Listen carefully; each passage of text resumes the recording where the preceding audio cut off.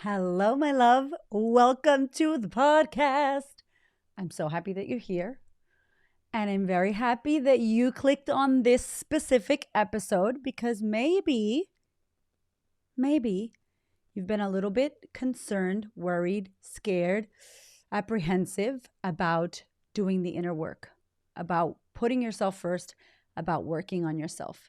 And in today's episode, I wanted to share a bit about my backstory on why I never worked on myself and I suffered for years with no confidence, lacking worthiness, not feeling good enough, getting into toxic relationships, and having really crappy friends. And why many of my clients and listeners and audience members on social media have told me that they don't prioritize the inner work. They don't prioritize working on their stuff. So, we're going to unpack some of the reasons why we are scared to work on ourselves, why we are truly scared to do the work, to heal our lives, to change everything, to create everything that we desire. Isn't it crazy? Like you could have everything you want, and you're like, no, it's so scary. I know. I get it. I understand. At all the retreats we facilitate, we just recently did one. At all the sisterhood days that I do, all the coaching calls, all the DMs on Instagram that I'm chatting back and forth with women. And just whenever I have opportunities to speak to women about this, I get similar answers. And so I wanted to share with you today because maybe it's you. Maybe you're scared. Maybe you're like, shit, I don't know. I'm scared of this. I'm scared of that. I don't think this is a good idea. I can't do it. All of those things, which we will talk about. Or maybe you are really desiring someone that you love to do this work, to enter the field of mental health and personal development and wellness. And you're like, if they only would read the book, if they only would join the course, if they only would journal or would see a therapist, their whole life would change. All those problems would go away. I get you. So this episode is for you, or if someone that you love needs it, please share this episode with someone that you love that needs to hear it. Okay, I'm going to share mine because this is one of the reasons why we don't work on ourselves. And this is legit a reason for many people out there in the world. The number one for me was I didn't even know what the fuck that meant. I didn't even know the work. What is the work? I didn't know it was available. So there's a lot of people that don't know it's available. Now for me, we grew up in the hood. We had, I'm Puerto Rican, Latinos. Nobody goes to therapy, most Latinos. Now people are doing it, but it was like you're either crazy or something's wrong with you or, oh, don't be silly, like whatever. Just push it down, keep going. You're strong. You're strong. Tú eres fuerte. Like you wouldn't deal with your stuff. You don't even have stuff. What are you talking about? That's not a problem that his family has or that we have.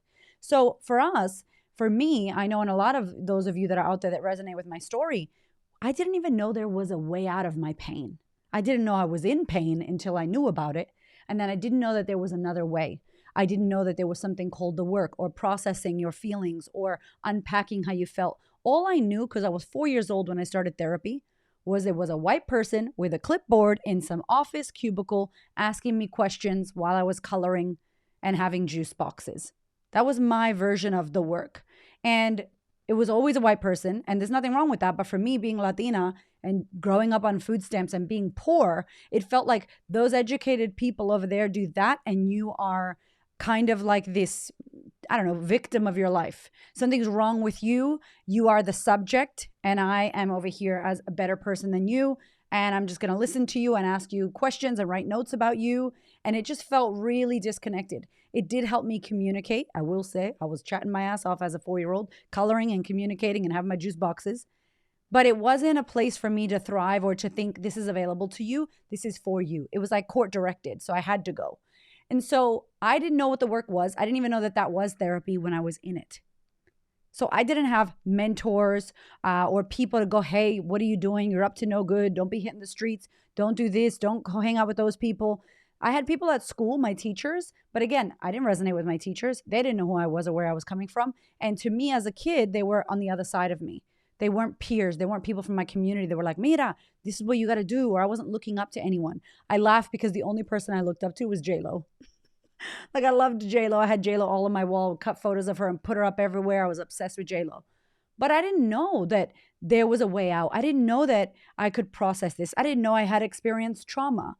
I didn't know it wasn't my fault. I didn't know that, any of it. I didn't know any of it. I didn't know where this was leading me to and the mistakes that I was making or my dysfunctions as a kid. I had no idea. So reason number one is maybe the people that you want to do the work, or maybe for yourself, you didn't even know it existed. You grew up in a place where you didn't even know, you didn't have role models, nobody offered it to you, and you didn't know that it was available. That healing your shit, that changing your life, that your past doesn't need to equal your future, maybe you didn't even know it was available. That was one, okay? Number one. The second one, which is the most popular one that I get, is that women say to me, I'm scared that if I open all that up, if I go back to that stuff, I'm not going to be able to handle it. It's going to ruin me. I'm going to have depression. I'm going to be anxious. I'm going to not be able to handle it. I'm going to see too much. I'm going to go back there. And I'm doing air quotes because it's like going back to the exact moment. I'm going to go back into the past, into that exact moment, and I'm not going to be able to handle it. And I want to say to you, it's the one of the number one hugest, like biggest things that I hear from women who don't end up doing the work or putting themselves first. They're just like, I'm too broken. There's too much damage. If I go back there, like I survived, but if I go back into the flames, I'm going to get burned again. And I'm lucky I got out of the flames. That's what it sounds like. It feels like there was a fire that took over everything and they ran away from the fire and they have some burns and a bit of smoke in their lungs. And they're just like, I'm so lucky that I got out. There's no fucking way I'm walking back into that fire. Now, if this is resonating with you, I hope it is, because when I talk to these women, they genuinely believe that they are actually going to go back into the same fire as the same person, getting the same burns and going through the same thing. And it stops us because here's the thing. You already moved through it. Like you already did it. You went through the difficulty, which is the hardest, most excruciating part. Like you did that already. That's already done. So I want you to imagine that you went through something really difficult and now you just have left with this taste in your mouth that the fire is bad, the smoke is bad, everything is bad, horrible thing. I never want to look at it again. And I talk about a lot. Y'all know I talk about poo all the time. Like it's just this funny thing that I do. And I talk about the piece of shit at your doorstep and how we all have like a smoky piece of shit at our doorstep. And we're like, gross, I don't want to put my hand in there. But I'm like, listen, the jewels, the diamonds, the gold is in that piece of shit that you don't want to put your hand in. And they're like, nope, it stinks. It's hot. Like, can I get some gloves? I don't know if I want that diamond that bad. Actually, fuck it. Just leave it there. So we're leaving this big piece of shit at your front door that every day you have to walk over. But in there are the lessons, the blessings, the next level, the unlocking of the next thing that you desire. Every single gold and jeweled freaking magical thing is inside that piece of shit. And you're like, I don't want to do that. And I'm like, I hear you. But it's already, like it's there already. You already moved through the difficult thing. Go back and get the lesson. Go back and get the gold and the diamonds and the jewels and the resilience and the incredible shit. Everything bad that's ever happened to me and anybody I know and any book that you read about shit that's happened to people, something good came from it. It doesn't feel good when you're moving through it, but how could something amazing not? You moved through it. You got through it. You're alive. You're breathing. You're well. It's like, yo, or maybe not well. Maybe you don't feel well. Maybe you feel like, fuck, that was horrible and excruciating and PTSD and trauma. And I get it. I totally get it. I understand it's not easy. But if we don't go into that smoking piece of shit or stinky piece of shit, we're not going to get the lesson. And to me, this is for me. I'm not saying it's for you. But to me, I'm like, then what the fuck was the point of that? It happened for nothing? Who did I become? Hold on. Let me get my lessons from this. Or I'm going to repeat the same shit. No pun intended, right? You're going to repeat the same thing. And so if you have been worried that you can't handle it, here's what I want to say to you. Remember that you're not who you used to be. I'm going to say it again. You are not who you used to be. You are not the woman who was in that experience. You are not the person who went through that. You have changed. You have shifted. You have evolved. Time has passed. So you're not the same person who went through that. Number one. Number two, you're not making the same choices and decisions as that person, that version of you made. So you will have a different outcome, 100%. Because that experience happened to you, you're different. So going back, when I say even going back, it's finding out what was great about that. What did you learn from that? What do you want to do now because of that? What lessons can you claim in that? Who did you become because of that? I think about all the horrible things that have happened to me. And as terrible as everything was, I can tell you that I became powerful, strong, resilient, brave, smart, more vigilant, more compassionate, more empathetic, more outspoken, standing in my power. Like all of these, I talk about it a lot when I was sexually abused at 9 years old. I have a podcast about that. That birthed this outspoken, vocal version of me that's all about justice. Like that's when that was born. And that is horrible that happened to me as a kid. I did not deserve that. I did not ask for that. It was not my fault that happened. However, if I am willing to go back to these places, safely guided, which I'll talk about in a minute, then I can claim what happened for me. Tony Robbins is like, it happened for you, didn't happen to you. It happens to you, but also there's something in there for you if you're willing to claim it. And so part of the way that you can do this is making sure that you are guided with a great therapist, counselor, mentor, healer, someone who's skilled, someone who knows how to do this with you, someone who can guide you back into these experiences or guide you around these experiences so that you could start to see things in a different way. It's not about going back into these situations and repeating your trauma and what happened good here. It's like, that could be very traumatizing. That is not what I mean. I don't mean repeating the same shit in therapy for 5 years and getting the same answer. That's not what I'm talking about. That's not healing, if you ask me. It's about finding out who you became. One of the number one questions when I'm doing this with clients is like, who did you become because of that experience? And they tell me all the negative stuff. Because that's what we look for. Our brain is designed to look for the bad shit. And that's all we focus on. And what you focus on expands, as the quote says. I focus on my innocence was taken. I was, abused. I got taken advantage of. I felt horrible. I felt this. Also, cool, that happened, yes. But what did that teach you? Oh, shit, well, that sexual abuse really taught me to speak up.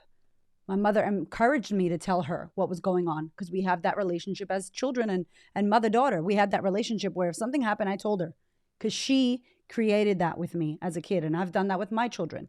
We have open communication, no matter what it is, taboo, whatever, sex, drugs, alcohol, whatever. We're going to talk about all of it. And so I spoke and I told her. And a lot of kids that get abused, we don't say anything.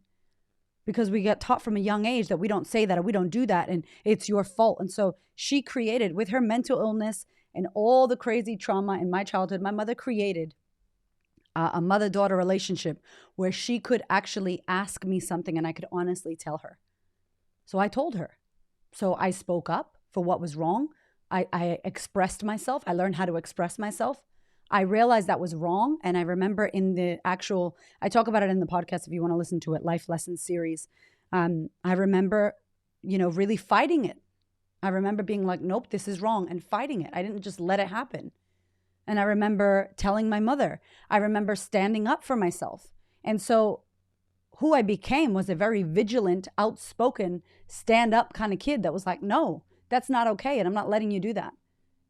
And so if I'm going to claim the horrible shit and if we're going to claim all the bad shit that's happened to us, what good is in the shit? And I'm sorry, but if we just pretend it never happened or we sweep it under the rug, we sweep that shit under your front doormat and people keep stepping on the mat, it's going to start to fucking stink. On a hot day, watch out. There's going to be flies everywhere. It's going to be gross. And I'm like, I know it's gross what I'm saying, but my metaphor brain is just like, oh my gosh, yes, that makes sense. Get the gloves, go in there, well guided, find the gold, find the lessons in all of the horrible shit, or else we will be a victim of our lives forever. This happened to me. They did that to me. Instead of, you know what? Because of that, I became. And yes, that may have happened to me, but that also caused me to become this and allowed me to create this. And because of that is why I am this. Like, what a powerful creator versus being in the victimhood. And so a lot of us act like, no, I'm good. I don't need to work on that. And we just brush it under the rug and we pretend it's not there. But it is fucking with us in other areas of our lives. And we can tell because our relationships are toxic. We can tell because we have a toxic relationship with ourselves. We have issues with food, with binging, with our body dysmorphia. We have no money in our bank account. We hate our fucking job. We have toxic relationships with our kids or our family members. We're constantly getting into relationships with people who don't respect us. We are disrespected at work. We're not on purpose. We're not on fire. We don't feel good. There are areas of our lives that are impacted by us not looking at this stuff. So it's not like no big deal. It already happened. And if you already overcame it, if you already went through it, please believe that's the hardest part. So in my view, you need to have someone guide you, work with you, a good coach or mentor or community. That's why I love community. That's why I love sisterhood, because we're all doing this together. You're not alone. Self-development and personal work, just like business, can feel very lonely if you are not supported and you're not in community. It's one thing to go, yeah, people get me. People also have went through what I've went through and people understand me. That's very intellectual. But being across from another woman that's like, me too. I get it. This happened to me. Wow, it sounds like what happened to me. And we start sharing and talking, or someone shares something that you're not willing to share. You see yourself in that person. Oh my goodness. I want the gift for everyone. Whether you work with me, sisterhood, or in any other capacity or not, please find a place where you can unravel and unpack what happened to you and turn it into what happened for you.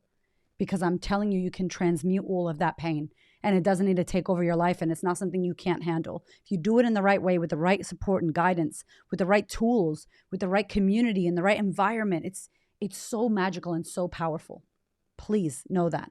So the first one is, maybe you don't know, maybe you don't even have awareness that you can do the work. You don't know what the work is. Maybe you're in a marginalized community or a third world country and you genuinely don't know what unpacking and doing the work is. Number one. Number two, you're scared that you won't be able to handle what you find. Even though you've already moved through it, you're scared that maybe what I've been through was so big and so crazy. I'm lucky I got out. Why would I go back to it? So I just want to say, I see you, I hear you, I validate you, I understand. However, there's another side to that. If you're willing to go there and be well supported, that you could get so much from your experience that you've already had and completely transform who you've become. The third one that I want to say is there's people also that are in this place of, I'm completely damaged, broken. There's nothing good anywhere. And they're just almost in that space of like, I'm a piece of shit. What's the point? Nothing's going to change. There's no will. There's no drive. There's no desire. It's just like deep depression. And I think that in those cases, when you feel that, or you know someone who feels that, there needs to be support. You know, maybe some people are turning to drugs and alcohol and they're not there. Them who we know them to be is not them. The drug has taken over. The alcoholism has taken over. The deep depression has taken over. You know, my mom's bipolar, and God, it makes me emotional because I've talked to her in times where I don't even recognize her. I'm like, I know she's in there, but it's not her. Does that make sense? Like, I know she's in there, but who I'm speaking to right now, who's talking to me, who's yelling at me, who's whatever, is not her. And so if you know someone that's in that place, or you've been in that place by yourself, this requires support. This requires assistance. This requires you going to a place where you feel comfortable, or you recommending a place where this person will feel comfortable to get supported. It may be medication. It may be being in a hospital. It may be being in a program or a rehab. It may be being, you know, my mom used to go to programs for people, you know, and it's a community where people can support you. And you're not having to do this by yourself, because there are cases where it's gone above a scope where they're going to need to see a mental health care practitioner, or they're going to have to see a psychiatrist, or, you know, and it almost feels like there's no willingness to do anything. What's the point? When will it's never going to change. And I can't say that I've been there a long time, but I was there when my husband passed away, and I was there for a short amount of time. And it was time for me. It was processing. It was being in that shitty experience. It was numb. Maybe 3 years or so. I really can't remember that time, to be honest, because I was drunk most of the time, blacked out. I don't even know what happened during that time. I was modeling at the time, and I was seeking, maybe through modeling or through sex or through relationship, to feel something and find myself. But I was so badly hurt from my husband's death that I genuinely don't remember parts of the 3 years. I think it was 3 years. And I was completely numb. And there are times in my life where there's been blackout and I don't remember things. And I know that this is a thing for trauma. And the more you work with it, you start to get memory. And it's not about trying to get the memory. It's just about trying to work with it. And so there are people that are in these places where it just feels really dark and it feels like nothing's going to change. And, you know, if you're able to get support in these specific situations, first to feel better, first to have vitality, first to have a willingness to live, you know, first to feel like purpose and that joy is available, and that you can, you know, that inspiration. Like, yes, I can. I don't feel it now, but I know it's possible. That possibility. Moving to a place where you feel good and moving into vitality for life. And then from that space, you can start to do the work and find people that are right for you. So those are really the top 3 that I've heard and that I've experienced myself. I'm sure there are more. But I guess what I want to say in this episode is avoidance. Actually, there's 4. Avoidance. I recently had a beautiful client of mine who we had a beautiful chat, and she decided to do something that was going to completely transform her life. And she messaged me and said, look, I'm scared because I've been living like this, really miserable and unhappy for a very long time. And I don't know that I can do anything about it because I'm scared as to what I'm going to find. I'm scared that it's going to mean my marriage ends. I'm scared that it's going to mean my family breaks up. And I haven't done it. I don't want to look at it, but that's what's current reality for me. And I remember saying to her, you know that you're not happy right now. You know that your relationship's not where it needs to be. You know that your marriage doesn't fulfill you how it can. You know that you're not fulfilled and fully on purpose. Every single day is not a day you're choosing. You're not choosing this. You're not choosing. So by not choosing, you're choosing, but it's passive. Like life is happening to you. You're like in the back seat and someone's driving you in life. And I don't want to do that, she said. I said, listen, if you know that this is what's going on for you and you just pretend to not look at it, but you know in your head, that's the thing. You can't unlearn what you learn. You can't pretend. You can't lie to yourself for too long. You know you're not happy. You can feel it. You're like, I know I want to do something, but I'm scared. Scared is normal. But avoiding it, the avoidance, because of the fear of dealing with it, I would highly recommend you write out, what is it that I'm scared of? Is that possible that will happen? What if it's the best thing that ever happened to me? What if that bad thing doesn't happen? What if the opposite happens? What if I get what I desire? What if that marriage does end and it's actually what I need? What if I trusted that me dealing with this and looking at this head on is actually what I need to do to actually start living on purpose and not just being in mutiny? You know, it's not like a yes or a no. It's like a maybe forever. Like you're always in the maybe, like indecision, not knowing, mutiny. It's like, wow, it's like, that's not fully fulfilled in living. And so if that is you, if you've been in the avoidance of it, take a moment on paper. This is the best thing that you could do, is take a moment on paper. You don't have to tell anyone. You don't have to record it. You don't have to show it to anyone. Just for yourself, to take a moment on paper where it's safe to write out, why am I not looking at this? Am I truly happy? Where am I not fulfilled? What area of my life do I need to work with? What area of my life is not fulfilled right now or not happy? What am I avoiding? Why? What would happen if I worked on that? What would happen if I addressed that? What would happen if, imagine if I got exactly what I wanted. Imagine if my life transformed and I could be happy and I could have the life of my dreams and I could have the money and I could have the career or the job and I could have the family. Like, imagine these things that we think are unavailable, they are available. Fuck, if anyone knows, I know. I should not be living the life I'm living. I could definitely easily be on the streets, homeless, addicted to drugs. There's no reason why I didn't have that, besides the fact that I happened to find someone who was doing this work and gently introduced me into it. And I was clearly ready as well, because many people are not ready. Many people are just not ready, and we just have to allow that to be ready, because we can't force it, especially not for other people. But this podcast is for you if you've been avoiding the work. If you've been like, I'm scared, I don't want to do this. You know, what is it that we're scared of? Do we not already have the thing we fear now when we are unfulfilled and not living a life of our dreams? When every day we wake up and we're not happy? That's fucking scary. That's scarier, as scary as it's going to get for me. Not being fulfilled, being in a relationship I'm not happy in, being in mutiny, being a maybe all the time, just stuck in stagnation. And so I really want to encourage you, out of these 4 things that can stop us, or the fear of doing the work on ourselves, which one is yours? And more than anything, what are you willing to do in order to shift this?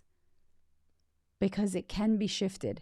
And what is on the other side is actually incredible, is unbelievable at times. I think it's so awesome that people don't believe it can't be that easy. And it's not easy. It is simple, but it's not easy.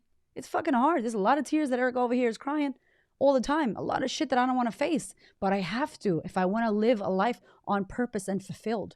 It is not coming from me. I have to go and get it. And there's nobody who's going to save you. You're going to save yourself. Is there people that can help? Of course. This is what I've dedicated my fucking life to because I know what's possible. I will not stop talking about this shit.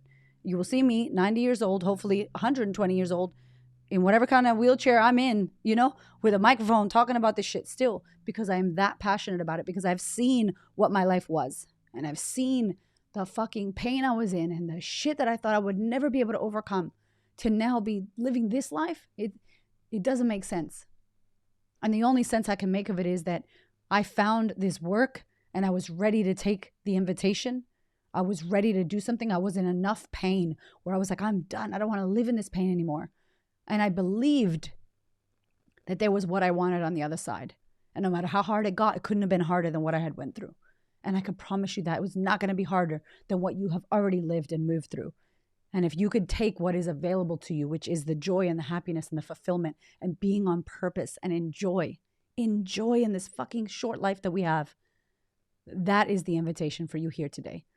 I love you so much. Thank you so much for listening. Thank you for being here. I'll see you next week.